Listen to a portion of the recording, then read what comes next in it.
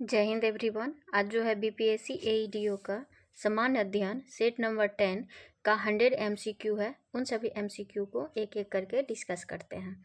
तो आइए स्टार्ट करते हैं पहला नंबर क्वेश्चन से। यहाँ पे दिया गया है कि पृथ्वी का चुंबकीय क्षेत्र लगभग किसके समान होता है। तो पृथ्वी का चुंबकीय क्षेत्र जो है एक दंड चुंबक के समान होता है, इतना ध्यान रखना है। अब है अगला प्रश्न, कह रहा है कि विद्युत चुंबकीय प्रेरण में प्रेरित विभवांतर या इंड्यूस ईएमएफ की दिशा किसके द्वारा दी जाती है। तो ये हो जाएगा लेंज के नियम के द्वारा जो है इंड्यूस ईएमएफ की दिशा दी जाती है। अब है अगला प्रश्न कि एक इलेक्ट्रॉन सूक्ष्मदर्शी की विभेदन क्षमता एक प्रकाशीय सूक्ष्मदर्शी से अधिक क्यों होती है। तो इसका हो जाएगा इलेक्ट्रॉन से जुड़ी द ब्रॉगली तरंगदैर्ध्य दीर्घ प्रकाश से बहुत छोटी होती है। तो इसका क्या हो जाएगा, इस प्रश्न का उत्तर बी हो जाएगा। नेक्स्ट प्रश्न है, सूची एक को थोड़ा सा छोटा कर लेते हैं। नेक्स्ट प्रश्न है, सूची एक को सूची दो से सुमेलित कीजिए। तो यहाँ पे दिया गया है क्वार्ट्ज। क्वार्ट्ज जो होता है क्या होता है, ये लगभग पूर्ण प्रतिस्था या इलास्टिक होता है। तो ए का हो जाएगा 4। अब है मोम। मोम जो होता है लगभग पूर्ण सुघट्य होता है। क्या होता है, लगभग पूर्ण सुघट्य होता है। तो बी का 1 और सी उच्च कार्बन स्टील। तो उच्च कार्बन स्टील जो होता है कैसा होता है, तो ये भंगुर होता है। तो इसका सी का हो जाएगा 2 और डी तांबा। तांबा कैसा होता है, तो ये डक्टाइल यानी तन्य होता है। तो इसका हो जाएगा 3। तो इस तरह से इस प्रश्न का आंसर हो जाएगा 4-1 क्या है 4-1-2-3। तो इतना ध्यान रखना है। अब है अगला प्रश्न, कह रहा है यदि पृथ्वी का गुरुत्वीय त्वरण चंद्रमा के गुरुत्वीय त्वरण के 6 गुना है तो निम्नलिखित में से कौन सा कथन सही है। तो इसका हो जाएगा पृथ्वी पर किसी वस्तु का भार चंद्रमा पर उसके भार की तुलना में 6 गुना अधिक हो जाएगा। नेक्स्ट प्रश्न है, फिनॉल को जब जिंक डस्ट के साथ गर्म किया जाता है तो बनता है। फिनॉल को जब जिंक डस्ट के साथ गर्म किया जाता है तो क्या बनता है, बेंजीन बनता है, ध्यान रखना है। अगला है, निम्नलिखित में से कौन सा एक खाद्य परिरक्षक फूड प्रिजर्वेटिव के रूप में उपयोग किया जाता है। तो ये जो है सोडियम बेंजोएट को जो है परिरक्षक के रूप में उपयोग किया जाता है। अगला प्रश्न है, निम्नलिखित में से कौन सा एक प्राकृतिक बहुलक नेचुरल पॉलीमर है। तो नेचुरल पॉलीमर जो हो जाएगा ये है सेल्यूलोज को नेचुरल पॉलीमर कहा जाता है। अगला प्रश्न है कि कॉलम 1 को कॉलम 2 से मिलान कीजिए। यहाँ पे दिया गया है एल्यूमिनियम।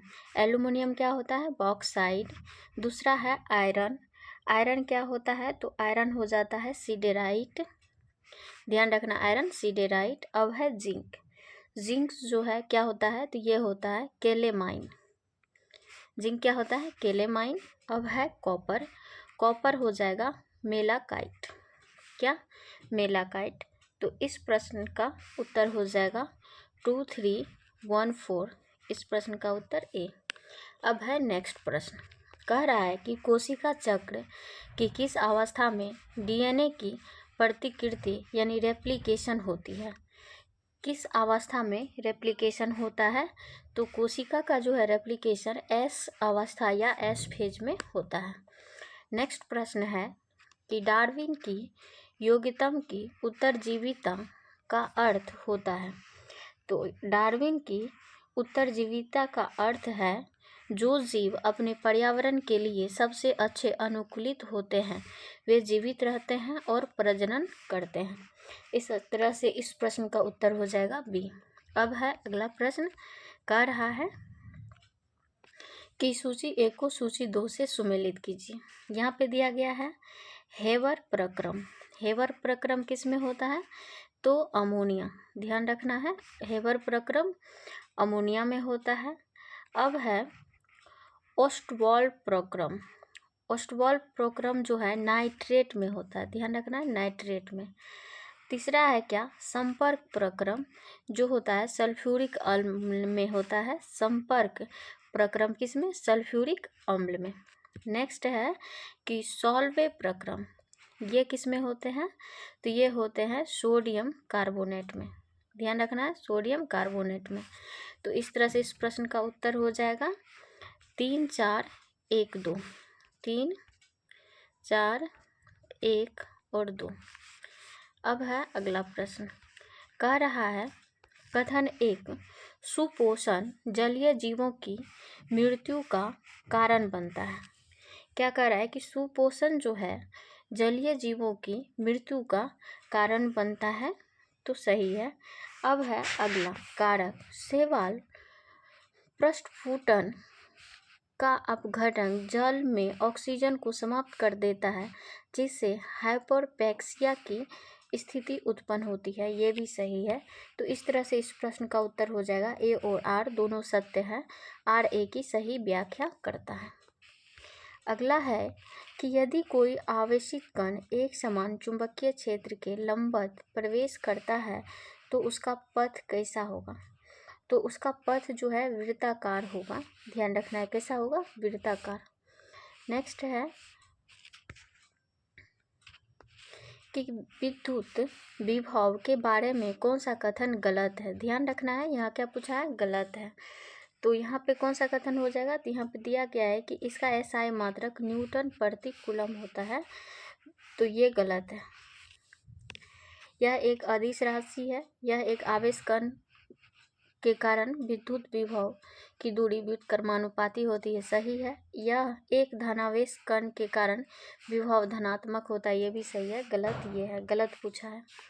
नेक्स्ट है कि एल्केन में क्वथनांक आणविक द्रव्यमान बढ़ने के साथ बढ़ते हैं, क्योंकि क्या होता है, अंतरा आणविक वंडरवाल बल्ब्स बढ़ते हैं।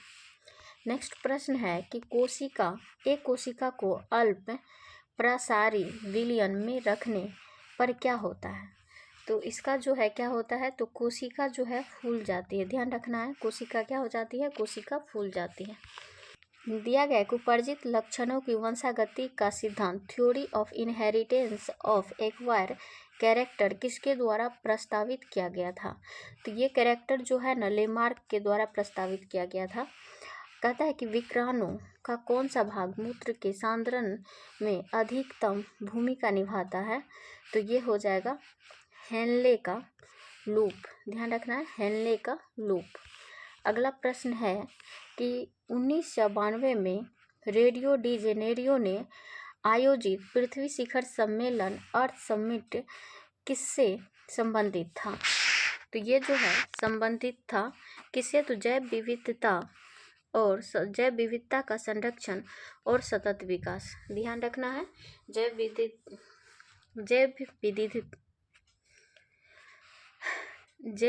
विविधता का संरक्षण और सतत विकास। नेक्स्ट है कि किसी नाभिक बल का गुण निम्नलिखित में से कौन सा नहीं है, किसी नाभिकीय बल का गुण निम्नलिखित में से कौन सा नहीं है, तो यह हो जाएगा, यह आवेश पर निर्भर करता है, तो ये गुण नहीं है। नेक्स्ट प्रश्न है कि चुंबकीय प्रागम्यता यानी मैग्नेटिक परमिएबिलिटी का एसआई मात्रक क्या है, तो इसका हो जाएगा टेस्ला मीटर प्रति एम्पेयर, ध्यान रखना है, टेस्ला मीटर प्रति एम्पेयर। नेक्स्ट प्रश्न है कि अक्रिय गैस, क्या कह रहा है, अक्रिय गैस नोबल गैस के बारे में कौन सा कथन गलत यहाँ पे पूछा गया है, तो देख लीजिए, गलत में क्या, तो वे आसानी से रासायनिक बंध बना लेती है, जबकि अक्रिय गैस कोई भी बॉन्ड नहीं बनाती है, तो इसलिए इस प्रश्न का उत्तर हो जाएगा सी। कह रहा है कि गलित NaCl के विद्युत अपघटन में कैथोड पर क्या उत्पन्न होता है, तो कैथोड पर जो है सोडियम धातु उत्पन्न होता है।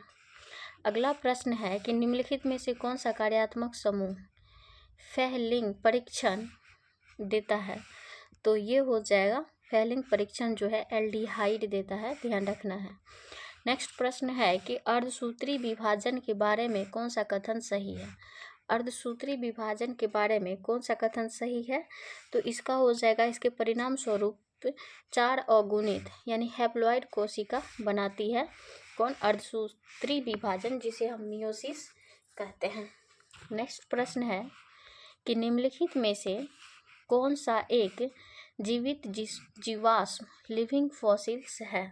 तो जीवित जीवाश्म हम किसको कहते हैं? जिंकांगो बाइलोबा। ध्यान रखना है, जिंकांगो बाइलोबा, इसको याद रखना है। अब है नेक्स्ट प्रश्न, कह रहा है कि एक यूकैरियोटिक कोशिका के अंतः झिल्ली तंत्र क्या कहता है, इंडोमेम्ब्रेन सिस्टम का हिस्सा निम्नलिखित में से कौन सा नहीं है? ध्यान रखना, यहाँ पे नहीं पूछ रहा है, तो यहाँ पे हो जाएगा, देखिए गोल्गी का होता है, लाइसोसोम होता है, ये माइटोकॉन्ड्रिया नहीं हो जाएगा, नहीं होगा, अंतःप्रद्रवी जालिका ये होगा, नहीं पूछा था इसलिए ये होगा। अब है नेक्स्ट प्रश्न, कह रहा है कि एंजाइम्स रिवर्स ट्रांसक्रिप्शन की क्या भूमिका है? तो रिवर्स ट्रांसक्रिप्शन की जो है यह क्या होता है, तो ये जो है आरएनए से डीएनए का संश्लेषण करता है। किससे? आरएनए से डीएनए। कवक और उच्च पादपों की जड़ों के बीच सहजीवी संबंध को कहा जाता है माइकोराइजा। अब है अगला प्रश्न, कह रहा है कि 14 जुलाई 2025 को असीम कुमार घोष को किस केंद्र शासित प्रदेश का राज्यपाल नियुक्त किया गया है? तो ये किया गया है हरियाणा के। अब है नेक्स्ट, कहता है कि पेन प्रिंटर पुरस्कार 2025 से लीला अबुलेवा को सम्मानित किया जाएगा। इसका संबंध किस देश से है? तो इसका संबंध जो है सूडान से है। नेक्स्ट प्रश्न है कि संयुक्त राष्ट्र जनसंख्या पुरस्कार 2025 किससे सम्मानित किया गया है? तो ये सम्मानित किया गया है वर्षादेश पांडे से।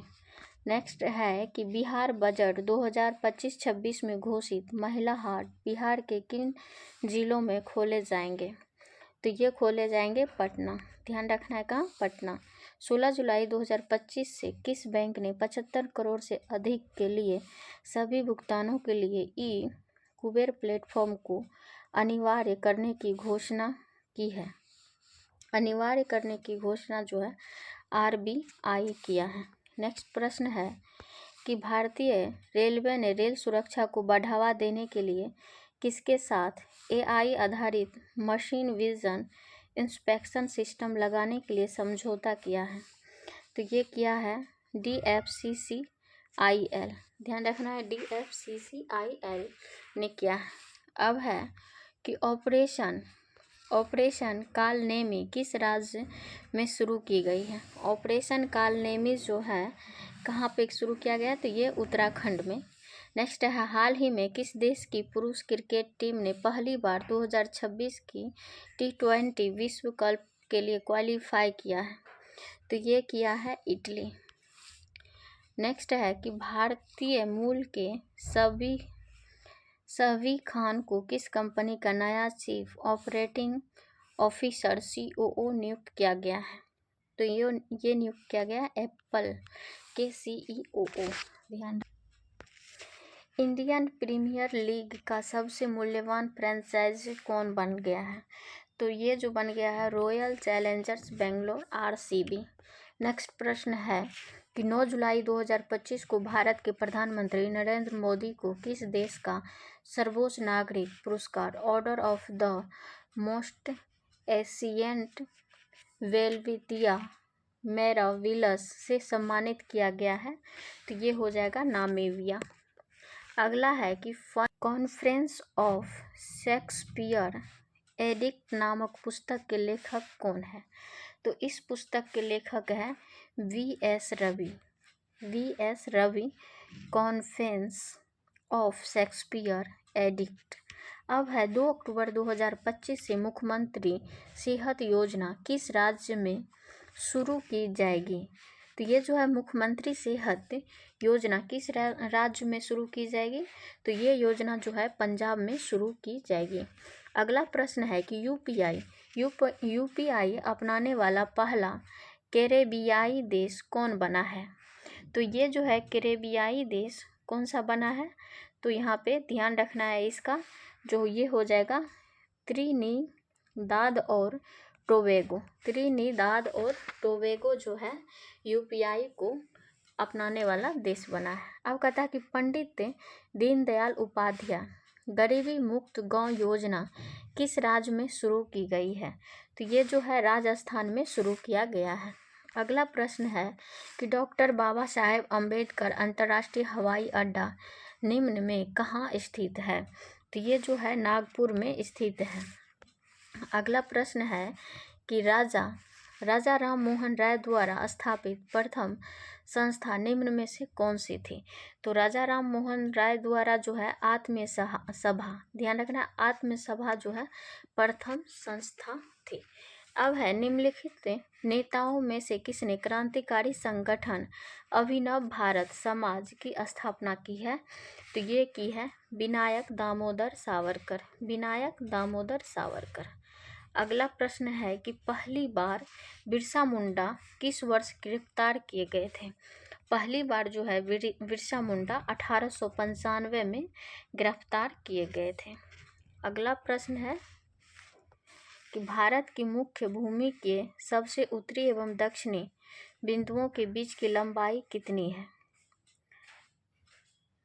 इसकी हो जाएगी 3214 किलोमीटर।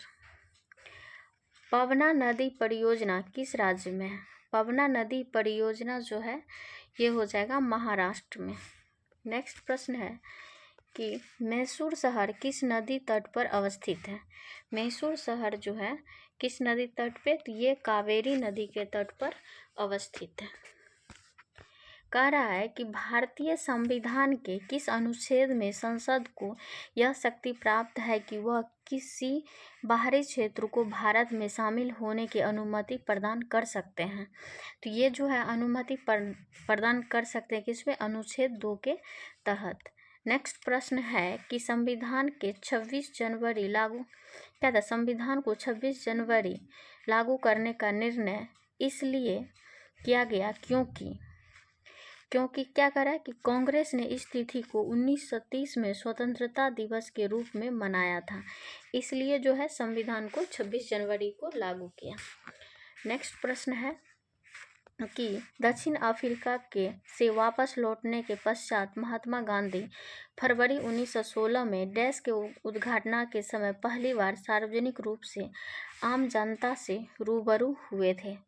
तो ये जो है कब रूबरू हुए थे? तो ये जो है ना बनारस हिंदू विश्वविद्यालय के उद्घाटन में, बनारस हिंदू विश्वविद्यालय के उद्घाटन के समय पहली बार ये आम जनता से रूबरू हुए थे। नेक्स्ट प्रश्न है कि सर्वप्रथम किसने 1857 के विद्रोह को भारत का प्रथम स्वतंत्रता संग्राम कहा? तो ये जो है ना प्रथम स्वतंत्रता संग्राम कौन कहा है? तो वीडी सावरकर ने कहा। नेक्स्ट प्रश्न है कि निम्नलिखित में से कौन सा एक भारत में बाघ संरक्षित परियोजना के अंतर्गत नहीं आता है? यहाँ पे नहीं पूछा है तो ये हो जाएगा चिल्का झील है। ये बाद बाकी सब आता है कान्हा, दुधवा, सरिस्का, ये सब जो है बाघ संरक्षित परियोजना के तहत आता है। नेक्स्ट प्रश्न है कि निम्नलिखित में से सबसे बड़ी पर्वत श्रृंखला कौन सी है? तो सबसे बड़ी जो है पर्वत श्रृंखला कौन सी है? तो ये हो जाएगी एडीज। बाजार मूल्य होता है, बाजार मूल्य जो है ना अति अल्पकालीन मूल्य है।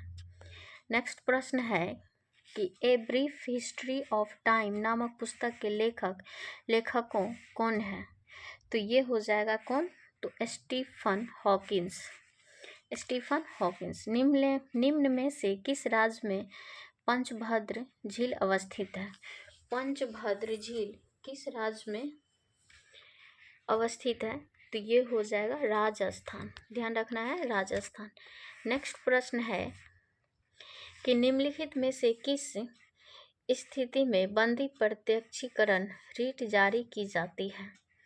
तो ये जो है जारी की जाती है दोषपूर्ण पुलिस नज़रबंदी। अब है आबू पहाड़ियों का गुरु शिखर किस पर्वत श्रृंखला की सबसे ऊंची चोटी है? तो ये जो है अरावली की सबसे ऊंची चोटी है गुरु शिखर। नेक्स्ट है कि राज्यपाल प्रत्येक वित्तीय वर्ष में संबंध में राज्य के विधानमंडल के सदन या सदनों के समक्ष वार्षिक वित्तीय विवरण प्रस्तुत करवाएगा। इस बात का उल्लेख भारतीय संविधान के किस अनुच्छेद में उल्लेखित है? तो इसका हो जाएगा अनुच्छेद 202 में उल्लेखित है। अब है अगला प्रश्न, कह रहा है कि 1 अप्रैल 2002 से 31 मार्च 2007 तक का काल किस पंचवर्षीय योजना का काल था? तो ये हो जाएगा 10वीं पंचवर्षीय योजना का काल था। अगला प्रश्न है कि इलाहाबाद में 1857 के विद्रोह का दमन करने वाला अंग्रेज अधिकारी कौन था? तो इलाहाबाद में जो है दमन करने वाले अंग्रेजी अधिकारी जो थे ये थे कर्नल नील। ध्यान रखना है, कर्नल नील। नेक्स्ट प्रश्न है कि भारतीय राष्ट्रीय कांग्रेस के दूसरे अधिवेशन की अध्यक्षता किसने की थी? तो दूसरे अधिवेशन के अध्यक्षता जो है कौन किए थे? तो ये हो जाएगा दादा भाई नौरोजी। ध्यान रखना है कौन? दादा भाई नौरोजी। अब है तीनों गोलमेज सम्मेलन के समय ब्रिटेन का शासक कौन था? तो ये हो जाएगा जॉर्ज पंचम। नेक्स्ट प्रश्न है कि पारादीप बंदरगाह किस राज्य के तट पर स्थित है? तो ये है ओडिशा के तट पर स्थित है। पृथ्वी के दोनों ओर कौन से ग्रह हैं? पृथ्वी के दोनों ओर कौन से ग्रह हैं? देखिए मंगल और शुक्र के बीच में पृथ्वी है, इतना ध्यान रखना है।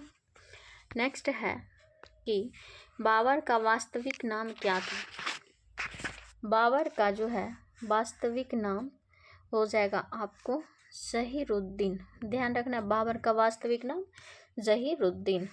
नेक्स्ट प्रश्न है कि अखिल भारतीय मुस्लिम लीग की स्थापना 1906 में किस स्थान पर हुई थी? ये अखिल भारतीय मुस्लिम लीग की किस स्थान पे हुई थी? तो ये जो हुई थी ढाका। नेक्स्ट प्रश्न है कि जन गण मन पहली बार निम्न में से किस अवसर पर गाया गया था? जन मन गण पहली बार किस अवसर पे गाया गया था? तो ये जो है ना भारतीय राष्ट्रीय कांग्रेस का अधिवेशन 1911।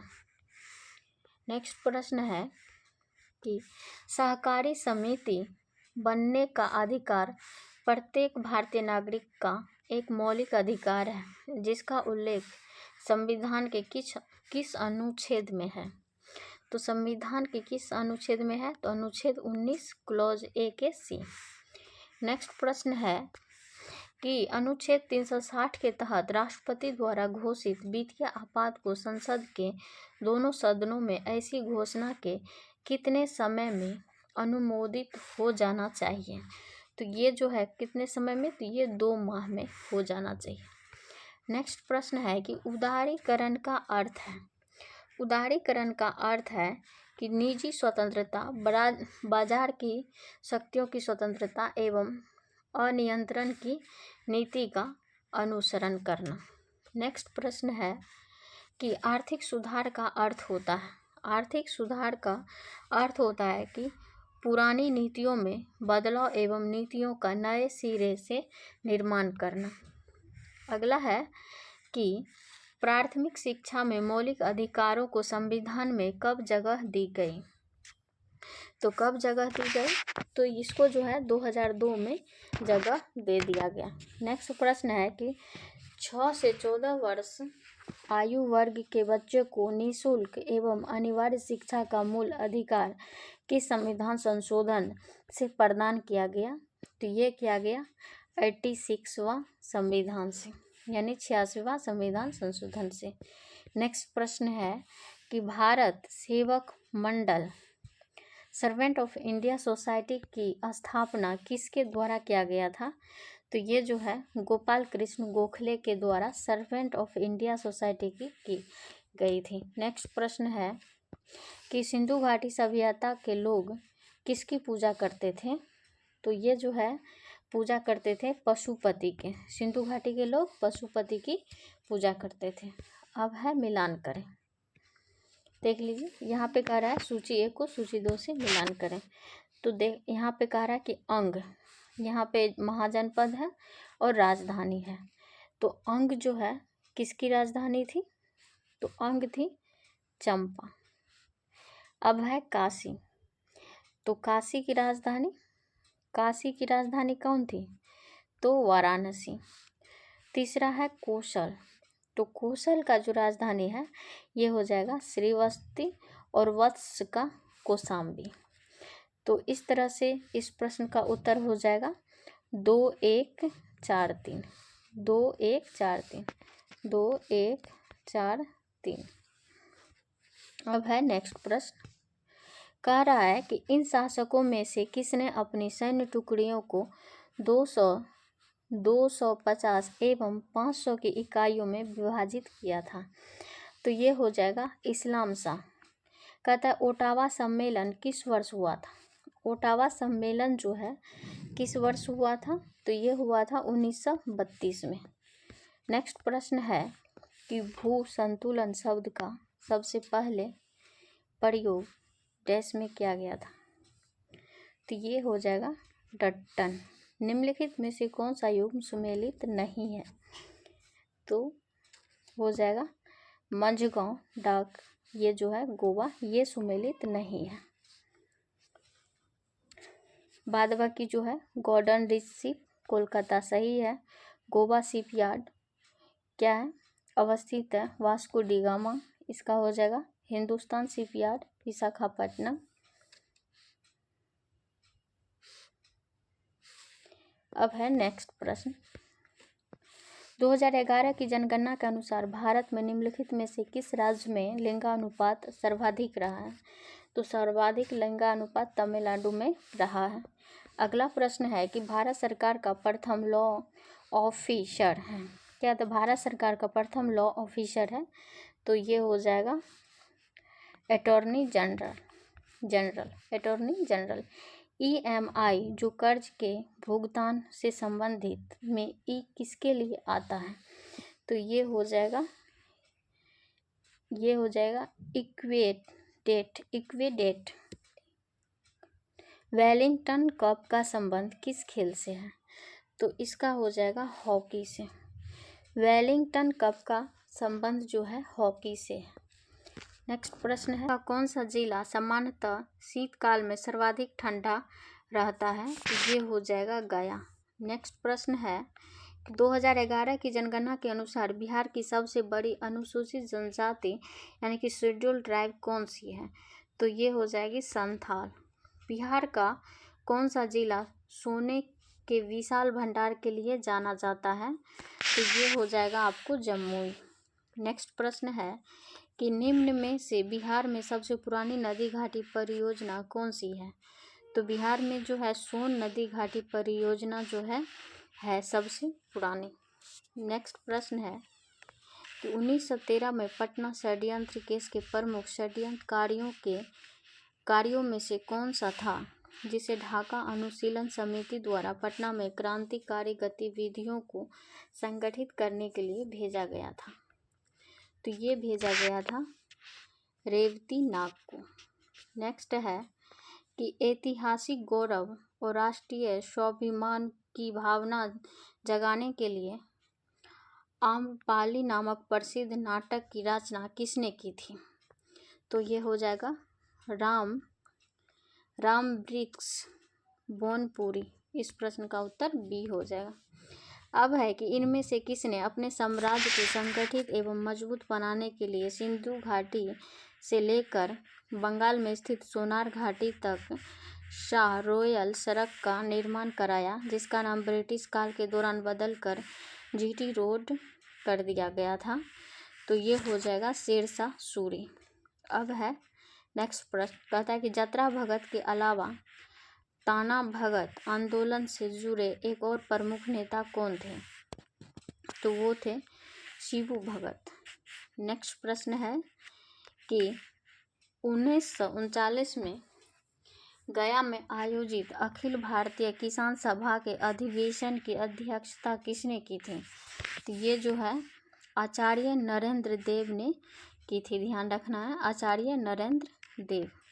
नेक्स्ट है भाबर पट्टी के दक्षिण में स्थित नाम दलदली और कच्छ क्षेत्र में जहाँ नदियाँ फिर से प्रकट होती है क्या कहलाती है?